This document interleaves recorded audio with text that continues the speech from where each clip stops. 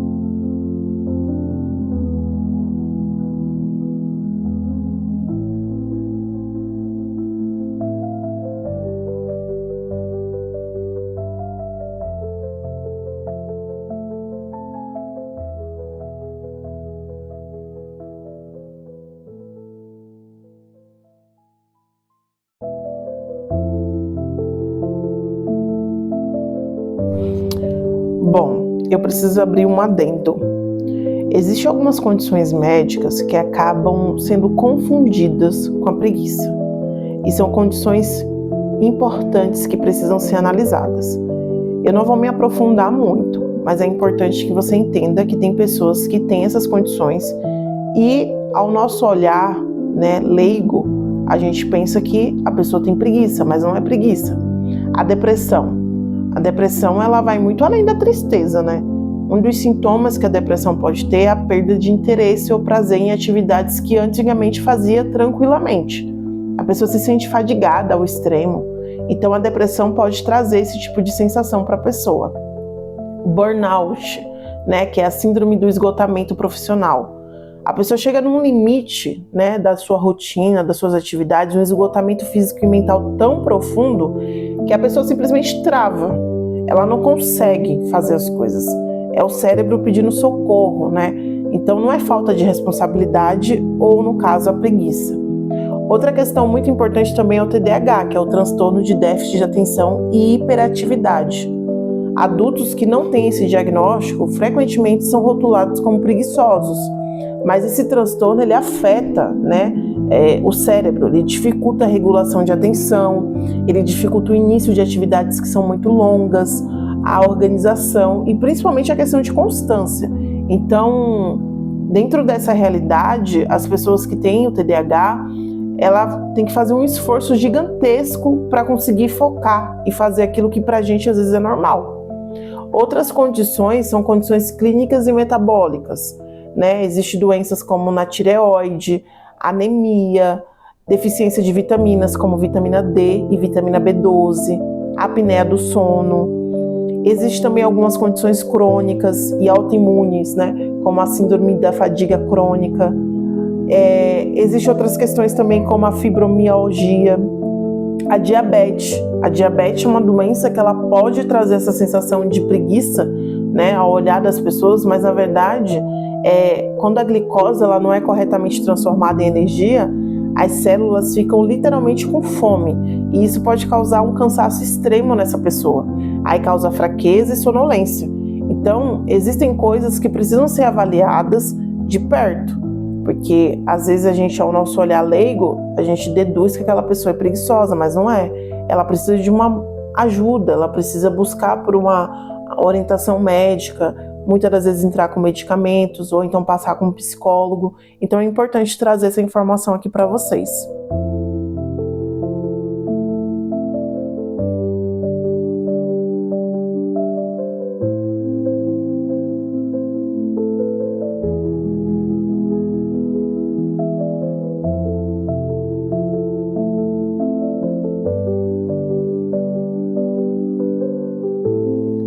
Bom, agora a gente vai voltar ao assunto central, a preguiça e a pessoa preguiçosa. O que a palavra de Deus diz sobre isso? Qual é a perspectiva bíblica a respeito do assunto? Quando a gente abre a Bíblia, percebemos que Deus leva muito a sério o trabalho e a diligência. O livro de Provérbios, por exemplo, é quase um manual de confronto para o preguiçoso. Olha o que diz em Provérbios, capítulo 6, versículo 6. Vá observar a formiga, preguiçoso. Reflita nos caminhos dela e seja sábio. Por que a formiga? Um inseto tão pequeno? Porque ela não tem e ela não precisa de um chefe mandando nela o tempo todo para fazer o que precisa ser feito. Ela tem a automotivação e senso de estação. A gente precisa entender que a formiga ela trabalha conforme a necessidade dela. Ela entende que vai chegar um período do ano, da estação do ano, que ela vai precisar ter o quê? Mantimentos, para que ela consiga sobreviver. E com isso, ela faz esse trabalho antecipado. Nós, seres humanos, também precisávamos agir assim. A gente precisa agir hoje olhando para o futuro, entendendo que no futuro vamos precisar desse comportamento, mas de uma forma mais amadurecida. Então a gente passa por esse processo, como a formiga passa durante o verão, para quando chegar o inverno, ela está bem preparada e não passar nenhum tipo de necessidade. Na perspectiva cristã, a preguiça é vista como uma negligência com os talentos que Deus nos deu. Vamos lembrar lá da parábola dos talentos em Mateus 25. O servo que não multiplicou o que recebeu, ele não foi chamado de cansado ou incompreendido. Jesus o chamou de servo mau e preguiçoso. A preguiça nos afasta da nossa missão. Deus me criou e te criou para ser frutífero, para governar sobre a nossa realidade e para servir ao próximo através de nossas ações. Quando cruzamos os braços, estamos enterrando o potencial que o Criador colocou em nós. Eu disse no começo do vídeo que Deus fala que Ele tem uma agenda, Ele tem um plano para nossas vidas. Não estamos aqui à toa. De fato, Ele nos escolheu porque olhou em nós e viu que seríamos pessoas que poderiam viver coisas grandiosas através dele. Mas quando a gente fica parado, sentado, vendo a vida passar, a gente deixa de viver essas coisas com Deus. Eu vou dar um exemplo para vocês. Eu sempre tive muitos sonhos e um deles era conhecer os Estados Unidos. Queria morar fora, queria ter essa oportunidade. E muitas das vezes eu tentei aprender o inglês e não consegui. Mas quando eu parei para analisar hoje, mais velha, aos meus 33 anos, eu percebi que eu não consegui. Não foi porque era muito difícil. Minha mãe chegou até a pagar curso para mim particular, mas foi por falta de dedicação. Eu não separei um tempo específico para viver aquilo. Eu simplesmente deixei o tempo passar. E hoje, aos 33, com as demandas da minha casa, do meu filho, do meu casamento, eu percebo quão mais difícil é do que era naquela época em que eu tinha 15, 14, 16 anos. É importante a gente ter essa avaliação. Quando nós cruzamos os braços, deixamos de viver coisas maiores. Existem sonhos que Deus tem colocado no meu coração, no seu coração, e a gente não está vivendo porque estamos parados. É bom entender que Deus ele pode todas as coisas, e realmente Ele pode. Mas aquilo que eu e você podemos fazer, Ele não vai fazer. Ele vai esperar o nosso posicionamento, porque aí aquilo que a gente não consegue pela nossa força e nem por nós mesmos, Ele vai lá e dá o pontapé.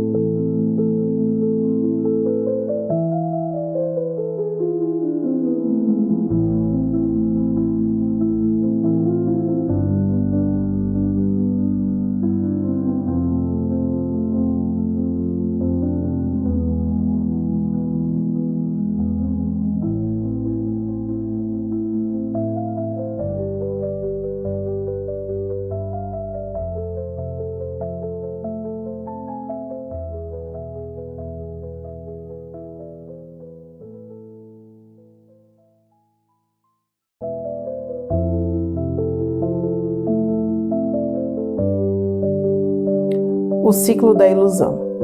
Lá no livro de Provérbios, capítulo 26, versículo 13, traz uma ironia fantástica. O preguiçoso diz: há um leão no caminho, um leão feroz rugindo nas ruas. Você já percebeu que o preguiçoso sempre vai criar uma desculpa dramática para não começar? Ele diz: o mercado está difícil, não tem os equipamentos certos, amanhã o clima vai estar melhor.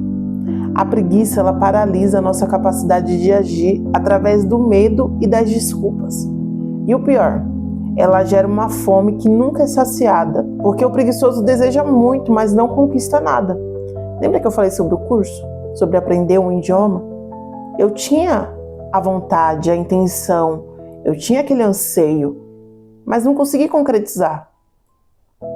E a gente vê a história de outras pessoas que conseguiram isso com uma maior facilidade, porque consegue ter o plano e depois do plano colocar em ação.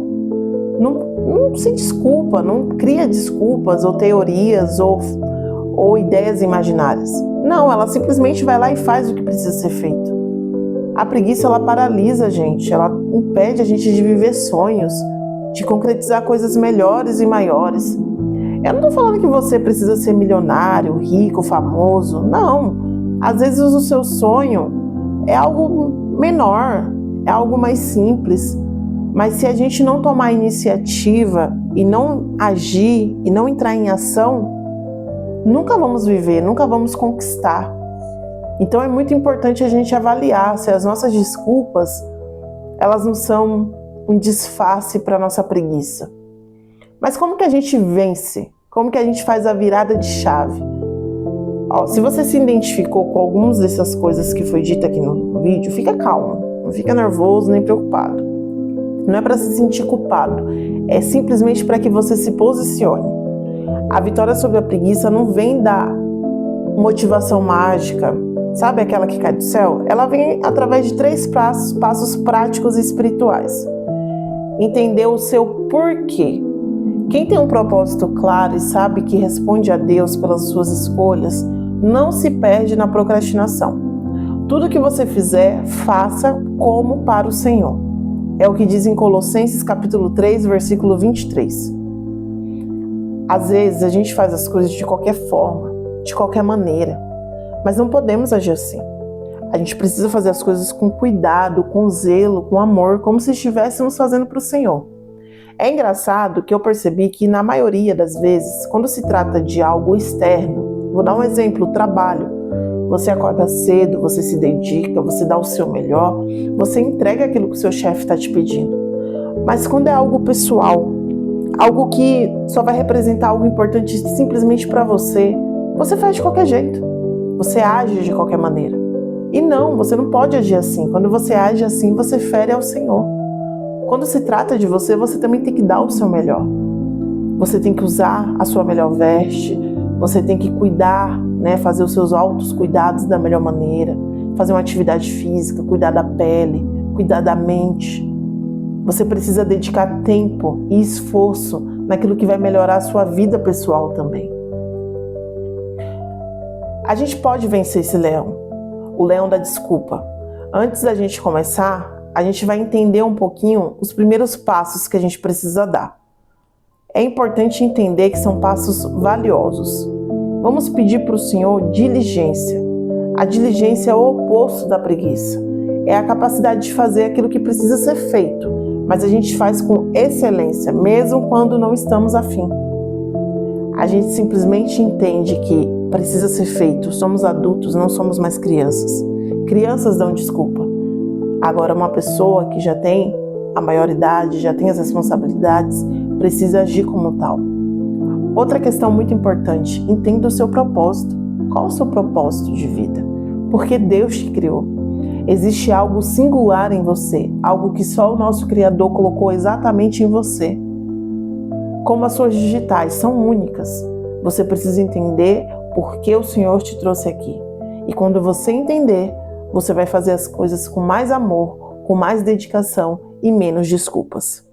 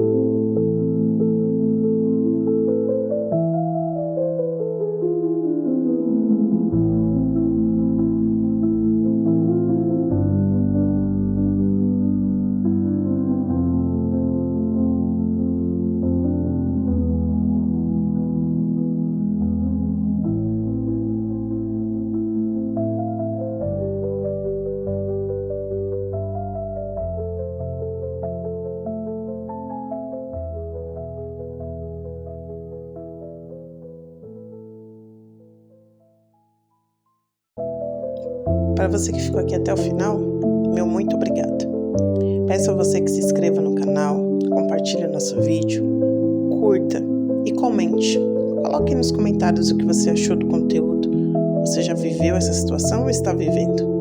Meu muito obrigada. Que Deus abençoe e que você tenha um dia abundante e que você conquiste e viva tudo aquilo que o Senhor tem para você. Um beijo.